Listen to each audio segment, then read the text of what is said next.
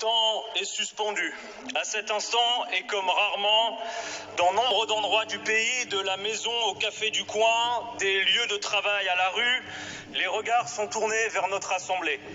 La maison du peuple, de par la présence des représentants qu'il a élus. On nous écoute, on nous regarde, on attend avec espoir le résultat de notre vote sur cette motion de censure. Car dans quelques minutes, si 287 d'entre nous le décident, la volonté de 2/3 des Français de renvoyer ce gouvernement et son injuste réforme des retraites peut devenir une réalité. En République, il n'y a qu'un seul souverain. C'est le peuple tout entier et non pas le président de la République enfermé dans son palais. Or, depuis le début de ce quinquennat, comme ce fut tant de fois le cas dans le précédent, cette souveraineté populaire a été censurée. Il y a moins d'un an, alors qu'il venait d'être élu, Emmanuel Macron se disait conscient que les Français avaient été nombreux à voter pour lui au second tour, davantage contre l'extrême droite que pour son programme. Il ajoutait que ce vote l'obligeait. Qu'est donc devenue cette obligation censurée? La réponse des Français ne se fit pas attendre puisque le président de la République a été battu par la NUPES au premier tour des élections législatives et que la majorité présidentielle n'en est désormais plus une. La première ministre s'était alors présentée devant notre Assemblée sans solliciter le traditionnel vote de confiance des députés. Et depuis, quel sort est réservé au vote des députés censurés? En dégainant le 100e 49.3 de l'histoire de la 5e République, vous en êtes à votre 11e, soit un 49.3 tous les 28 jours en moyenne depuis le début de ce quinquennat. Et en l'utilisant pour une réforme injuste et brutale à laquelle s'opposent 93% des actifs du pays, vous l'avez plongé dans une crise politique majeure.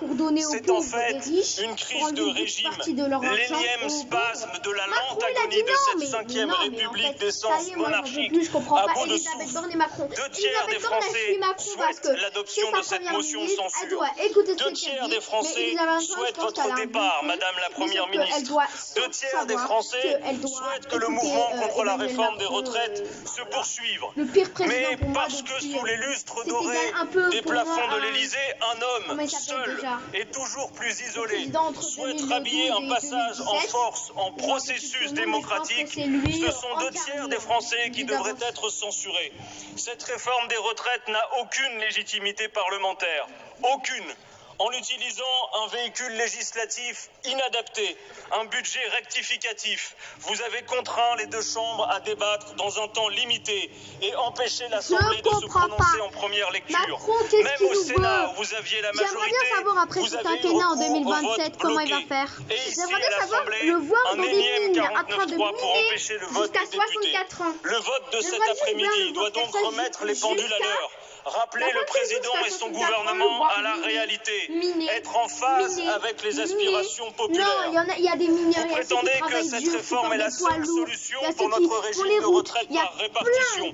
C'est votre préférence politique, certes, mais il y en a bien d'autres et les Français le savent d'autant mieux qu'ils voient une petite minorité se gaver toujours plus sous les effets de vos réformes pendant que le grand nombre souffre et que les fins de mois difficiles commencent dès les premiers jours. 10 millions de pauvres dans le pays record d'Europe des versements de dividendes où 5 personnes possèdent autant que 27 millions. Vous dites que c'est pour le bien du peuple qu'il faut parfois aller contre sa volonté. Mais le désaccord massif des Français avec votre réforme et le recul de l'âge de départ à la retraite n'est pas un caprice de mal informé. Voilà donc plusieurs mois qu'ils utilisent tous les recours démocratiques possibles pour exprimer leur désaccord. La grève, si dure et si chère, des manifestations massives à répétition dans un calme que vous avez vous-même salué. Des syndicats unis comme rarement et de votre côté, le coup de force permanent. Comme il a dit, les syndicats unis rarement. Parce que l'intersyndical n'a pas été réuni depuis 50 ans ou plus. Contre celles et ceux qui ne baisseront pas les yeux devant vous. Veut la guerre. Le jour où Juge 49 a été annoncé par Elisabeth Borne, la France s'est réveillée. Marseille, Nantes, Strasbourg, Paris et surtout Paris à place de la Concorde, où c'était du n'importe quoi. Essayez de comprendre ce qui vivent les travailleurs, ceux qui manifestent, et ceux qui sont interpellés, les feux à Paris, les gens qui vivent à Paris, les rats, les poubelles et tout et tout. C'est la démocratie. Gabriel Attal, dès qu'il a dit, Olivier Véran, dès qu'il a demandé de se défendre contre une grève, il ne parle l'écologie. À vous tous qui nous entendez par-delà ces murs, prenez la rue le gouvernement n'avait aucune défense avant et a trouvé que le moyen du 49-3. Voilà ce que je pense de cette réforme de retraite inutile. La parole est à Madame la Première ministre. Ah, à la fois ça va être intéressant, j'ai hâte.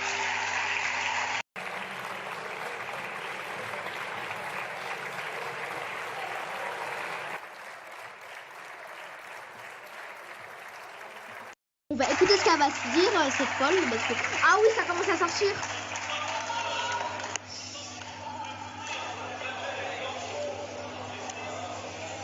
Madame la Présidente, Mesdames et Messieurs les députés, des chants, des hurlements, des invectives, des pupitres qui claquent, voilà le spectacle auquel se sont livrés jeudi dernier certains députés. On s'en fout de ce spectacle, on veut la liberté, Elisabeth Borne. De violence, comme cet hémicycle en a peu connu sous la Ve République, certains élus de la nation ont une nouvelle fois montré le peu de cas qui faisaient du débat, du Parlement, de la démocratie.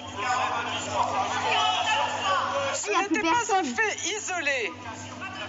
C'était le paroxysme de semaines entières durant lesquelles, au cœur même du Parlement, nous avons vu l'antiparlementarisme à l'œuvre sous toutes ses facettes.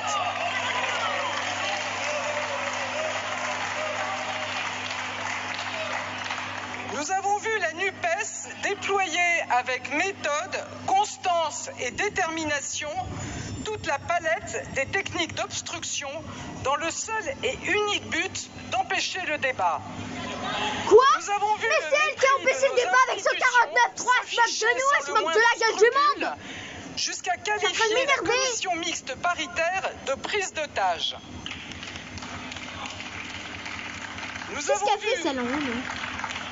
Nous avons vu clair aussi dans le jeu de ceux qui méprisent cette assemblée et veulent récolter les fruits du chaos.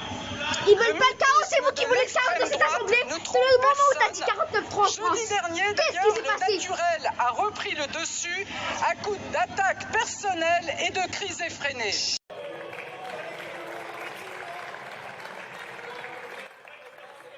Mesdames et messieurs les députés, cet après-midi, intervention après intervention, j'ai constaté, en écoutant certains orateurs, qu'il n'y a décidément pas de limite à la duplicité.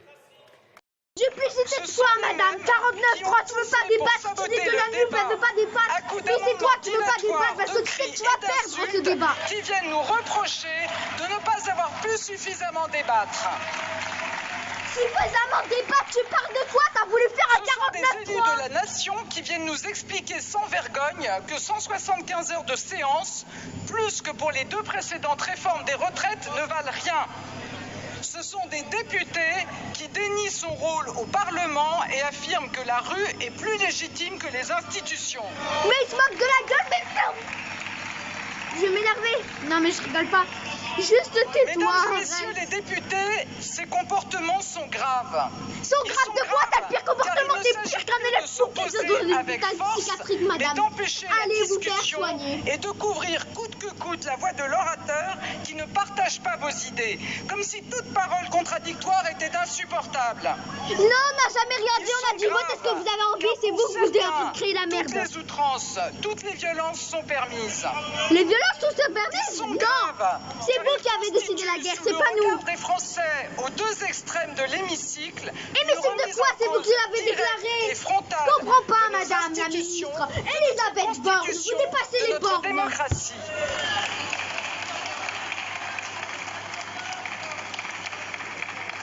Moi, j'en peux plus. Je comprends rien du tout à cette réforme des retraites. Elisabeth Borne a fait ce qu'elle a envie. Elle dit, ils n'ont pas envie de débattre. Mais oui, elle a pas envie de débattre. C'est elle.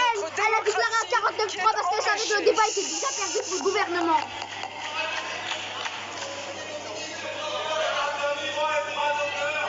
Mesdames et messieurs les députés, comme vous, j'ai été élu il y a près d'un an.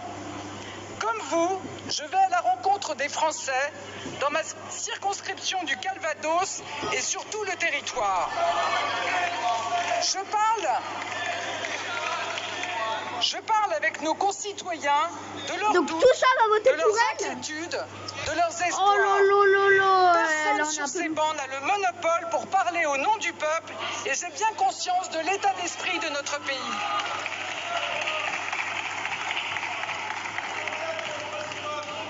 Je sais les interrogations et les inquiétudes que cette réforme soulève. J'ai conscience de l'effort qu'elle demande à bon nombre de nos compatriotes. Oui, mais t'as pas conscience, mais elle a pas conscience en fait, c'est ce qu'elle a pas compris.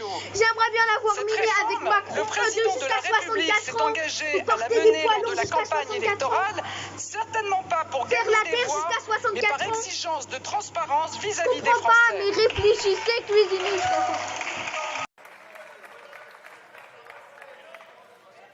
C'est d'abord par responsabilité, avec gravité, humilité et conscience de la sensibilité de l'enjeu que l'on s'engage dans une réforme des retraites. Mais tu t'engages à rien du tout, t'as même pas voulu débattre. Les constats sont connus. L'impasse démographique et le creusement des déficits. Mais ce ne sont pas des arguments d'autorité. Mais t'as pas d'argument, t'as l'argument du 49.3.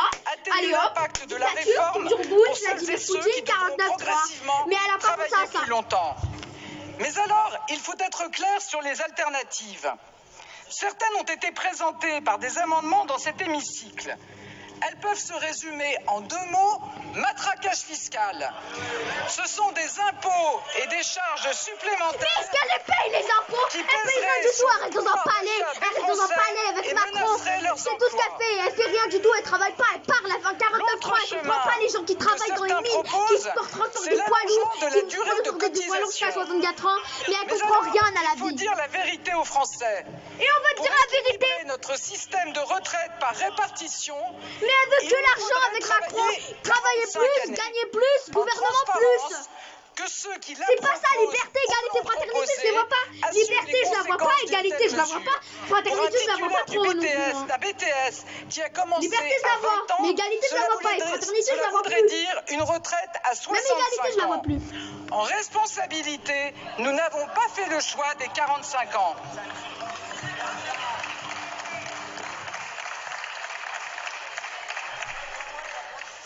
Oui, mesdames et messieurs les députés, pour concevoir cette réforme, avec le ministre du Travail, Olivier Dussopt, nous avons pris le temps de regarder toutes les propositions et de modifier les nôtres. Les mois de concertation avec les organisations syndicales et patronales auront permis d'aboutir à des avancées importantes sur le texte. Je pense à la prise en compte de la pénibilité, aux carrières longues ou encore aux carrières incomplètes, notamment des femmes. Au risque de surprendre aux extrêmes de cet hémicycle, le débat et la concertation, c'est utile. Le débat, j'en ai pas vu, Elisabeth Borne. 49.3, t'as pas voulu débattre parce que t'as eu trop honte et tu savais que t'allais perdre le débat parce que t'avais pas d'arguments. Renaissance.